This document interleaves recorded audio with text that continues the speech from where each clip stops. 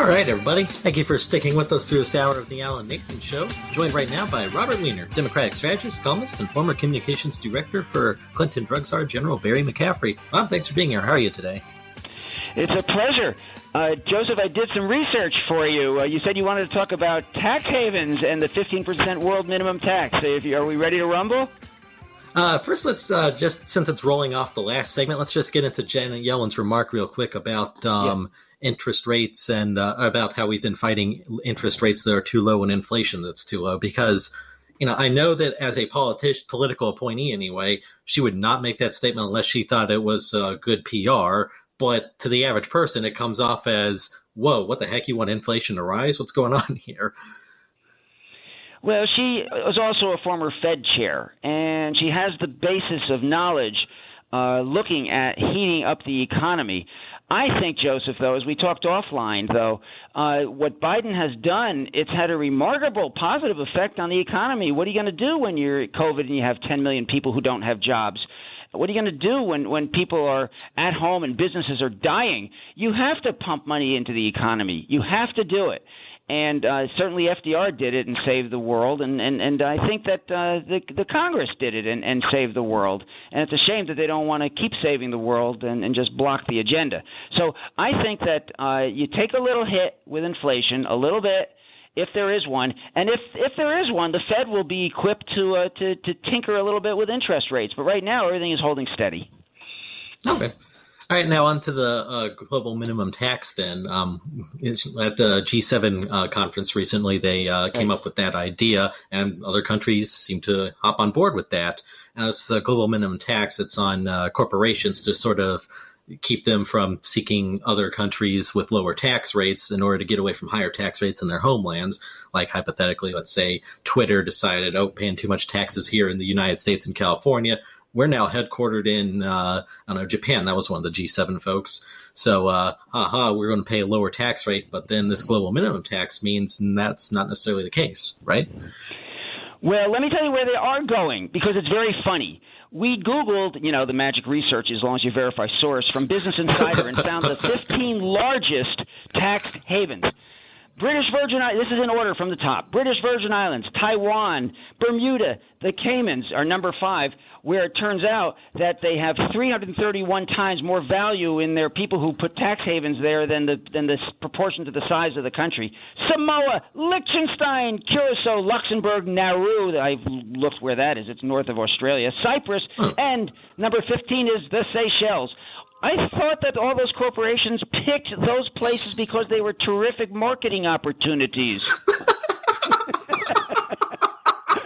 So this is a fraud. It's a con.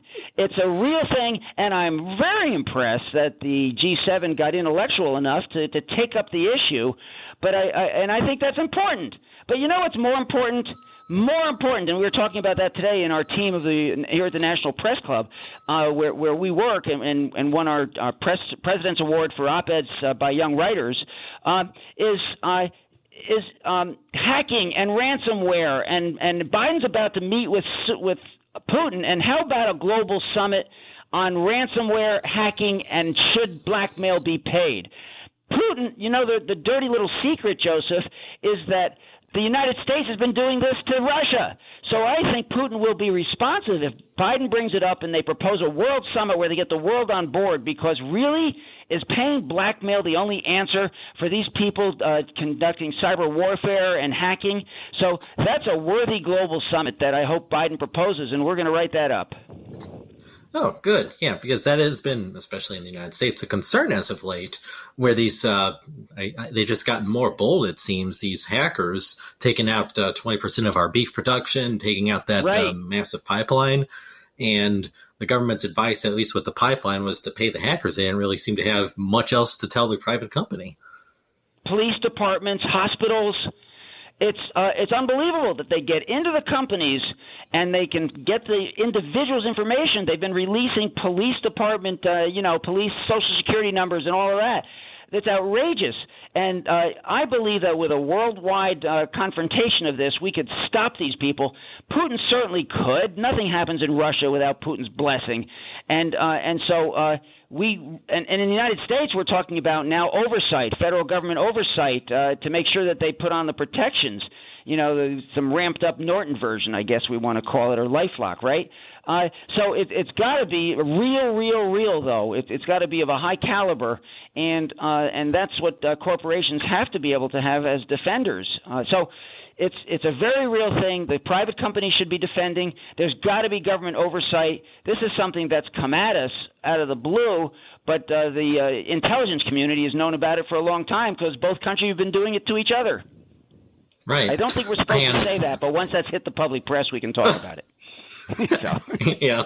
Otherwise, it's you got to do it in hushed whispers, even if it's over the radio to a few thousand people. So, do you remember when 60 Minutes ran a piece on how the United States went after Iran and blew up their ability to get a nuclear bomb for a couple of years? That was a 60 Minutes story, and I remember how pissed off, excuse me the language, I should say PO'd on this family-friendly show.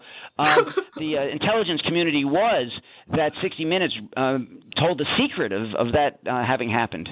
So a word to all of our listeners here, everybody who wants to learn things. If the press says it, you can talk about it, and you can find out probably the same stuff even before the CIA does. All right, so actually tying this topic actually can tie a little bit back into something we discussed a while ago, Real ID. I'm just to get the listeners on board here, it's like, corporation was hacked. How does that affect me? Well, you saw with the beef prices and the gas lines and all that, but also these cyber attacks, if we do that Real ID thing, as we discussed a while ago, that means your personal information, which is going to be in a much more sensitive position because the Real ID thing has been done for the sake of security. That's going to be up for ransom by the hackers. We won on that one. They delayed it a week after our op-ed on Real ID. They delayed it 2 years for implementation. The problem, as we get sourcing from all around, as my wife's technical support said to me, is what about for all of us who are already in it and did it? So there's that. But we actually had a victory on that one and got it delayed by 2 years. All right. Yeah, hopefully they take that time to improve it as opposed to just saying, 2 years have passed, let's put it in now that everyone's forgotten about it. Right. That's a horror story. You're right. The secrecy thing, Joseph, is just awful about giving them your passport, your birth certificate, your Social Security. So the privacy violations, but let's get a world summit on ransomware and fight the blackmail demands. Absolutely, and folks, it'll affect you, so you better be lobbying Washington to get in on this as well and take it seriously. And if you're in other countries listening to it, I hope we're global like that. Make sure your lawmakers are in on this too. And anyway, thank you all for listening to the Alan Nathan Show here on the Main Street Radio Network.